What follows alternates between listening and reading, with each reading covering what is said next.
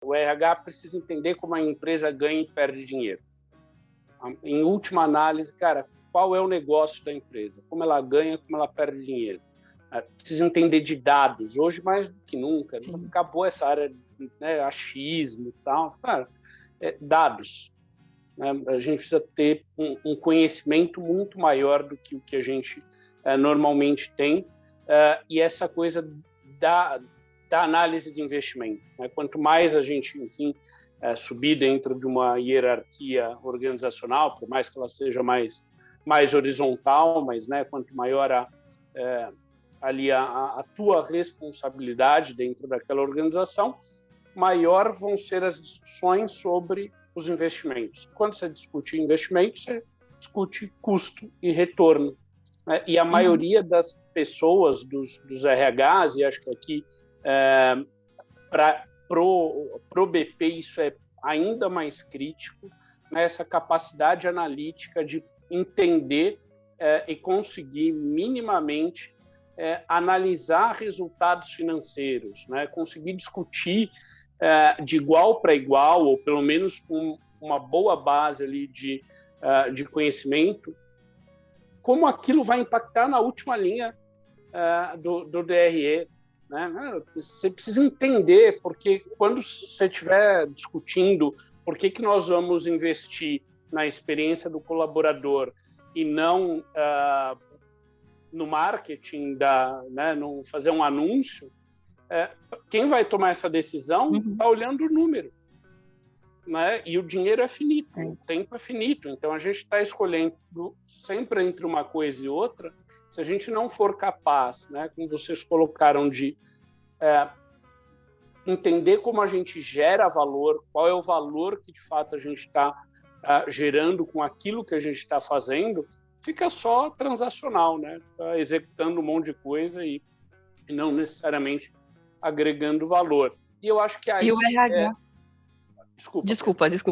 Não, eu ia comentar que o RH, ele olha para indicador já há bastante tempo. Só que os indicadores que ele olha hoje, muitos, né, não generalizo nada, mas são os mesmos que eu lembro que ele olhava há 15 anos atrás, né, que são esses indicadores de eficiência do processo e não do resultado. E aí, essa coisa de eu sou de RH, eu sou de humanas, não entendo muito disso. Se a gente não sair da nossa zona de conforto, de eu sou psicólogo, eu sou, sei lá, pedagogo, eu sou... E entender que a gente pode aprender qualquer coisa, que a gente, né, que está todo mundo no zero de alguma forma, porque a gente nunca vai estar sabendo tudo, a gente vai perder espaço e vão vir aí como chama? As pessoas de dados e tudo, e vão sentar na cadeira do RH, né? Quando eles falam que o RH vai acabar, a necessidade de RH nunca vai acabar, mas talvez o RH vai para outra área, né? Vai para uma área que vai conseguir ter essa análise. O Jack Welch tinha uma frase que eu acho sensacional. O pessoal de RH não gostava muito, mas eu acho que era muito boa. Ele dizia que o RH é muito importante para ficar na mão do RH. Né? Porque é exatamente isso. Cara, tem que entender o negócio. Olha. E ele transformou a GE. A GE já era uma empresa gigantesca quando o Jack Welch assumiu, mas o que ele fez pela GE, acho que poucos executivos fizeram na história pelas suas empresas. Revolução. Uma revolução. Transformou uma empresa de bilhão numa empresa de centenas de bilhões de dólares. Né? Um negócio extraordinário em todos os sentidos, né? Acho que não só de resultado financeiro, de marca, de valorização das pessoas, enfim, uma história que daria para fazer horas aqui falando sobre ele. Mas pegando nessa linha da tua resposta, que é do teu comentário, na avaliação de vocês, quais são as principais competências hoje, então, que um BP precisa ter ou que ele precisa desenvolver para, de fato, conseguir agregar valor, para que, de fato, ele consiga desenvolver um bom trabalho? Quer falar, Larissa? Não? Ai, é difícil, viu? Não é uma resposta simples, não, porque eu não vou falar assim, se ele tiver essa competência, ele consegue, né? Ele precisa conseguir navegar entre né, essa coisa da influência.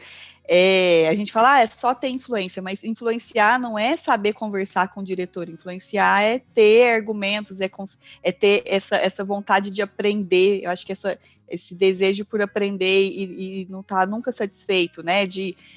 Eu tenho uma reunião com o diretor, eu vou mergulhar nesse assunto, me aprofundar nesse assunto para chegar lá e falar de igual para igual, essa predisposição, não sei se isso é uma competência, mas eu acho que é importantíssimo, né, não apanhar à toa, né, não ir para uma mesa sem ter propriedade do que ele está falando.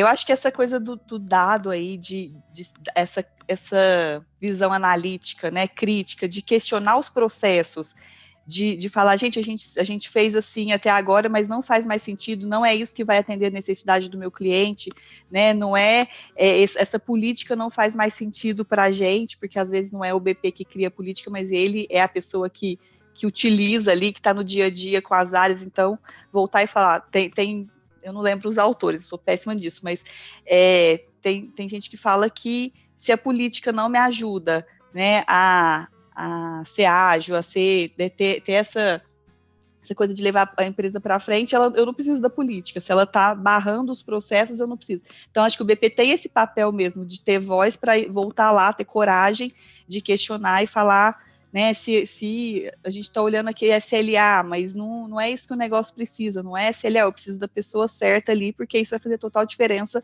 pro que o negócio precisa. Então, eu acho que senso crítico e coragem mesmo é uma competência bem importante. Acho que a Larissa vai complementar com várias outras, tem muitas. Então, tem muitas mesmo. Gabriel, teve há uns 2 meses atrás, eu fiz um bench com um diretor de pessoas da Stone, e ele trouxe uma frase que eu achei, assim, bem interessante, que o business partner, ele é qualquer profissional da empresa, by the way, ele virou um BP, sabe? Então, assim, eu acho que não tem competências específicas para o papel. Eu acho que as competências são muito parecidas com o restante das áreas, do profissional, sabe? Do futuro, né? Exato. Então, assim, é importante ser extremamente curioso, extremamente comunicativo, ter, né, uma empatia também muito aguçada, ter uma visão para a solução de problemas muito assertiva, ter coragem para assumir risco, sabe? Ter uma visão digital, assim, e uma visão analítica para olhar para os dados, que era algo que a gente estava falando aqui anteriormente, né? Ter conhecimento da linguagem do seu negócio. Então, se eu estou dentro de uma empresa de tecnologia, deixa eu entender, né, a linguagem que eles falam aqui. Ter habilidade para fazer networking. Então, todas essas competências aqui que eu estou externalizando são muito parecidas com competências de outras áreas, não necessariamente somente do BP, sabe? Então, eu acho assim, são profissionais, por isso que até os 2 dias também eu coloquei no nosso story que a gente está vendo bastante mudança quando a gente olha para o perfil do profissional que está atuando no papel de business partner. Porque antes se tinha um perfil muito tradicional, né? Ou era um psicólogo ou um administrador, que aí fazia um movimento de estar já dentro do RH, e aí depois ele atuava como business partner nas organizações. Hoje não mais, a gente está contratando pessoas de tecnologia, engenheiros, jornalistas, pessoas de marketing. Então, assim, entende que são competências muito complementares em todas as áreas? Então, eu não vejo que tem uma lista de competências para BPs. Acho que isso são competências e habilidades dos profissionais, e é óbvio que para dar uma pitada aí de assertividade, você tem que ter um sentimento genuíno de gostar de pessoas, de olhar para pessoas, de evoluir, para olhar para desenvolvimento, carreira, refinamento de competências, enfim, acho que é isso. Eu não vejo que tem habilidades essenciais para esse papel, acho que são essenciais para todos. Não existe um plano de carreira mais óbvio, né? Que é eu vou passando eu vou acumulando, eu sei recrutamento, eu sei treinamento, e agora eu sou um generalista e sou um BP. né? É muito mais a competência né, isso tudo que a gente já falou aqui, essas competências que qualquer profissional precisa ter, então por isso que qualquer profissional pode sentar na cadeira, né, que você falou da pessoa da Stone. Eu vou dar um exemplo até. Tem uma pessoa no meu time que é formada em tecnologia. Quando eu olho para esse profissional, ele tem as mesmas habilidades que eu tenho quando a gente olha para a pessoa, ele tem um olhar tão empático, ele consegue ter um olhar aguçado em relação a determinadas ações sobre pessoas? Não, mas ele tem um olhar muito afiado em relação a dados. Então, assim, ele tem uma competência que eu não tenho. Então, eu acho que a importância dessa multidisciplinaridade dentro do time é essa, porque a famosa e eterna relação ganha-ganha. Eu vou ensinar para ele algumas habilidades que em mim eu sou forte, que eu vejo que são fortalezas, e ele vai também me repassar esse conhecimento. Então, acho que é uma troca constante.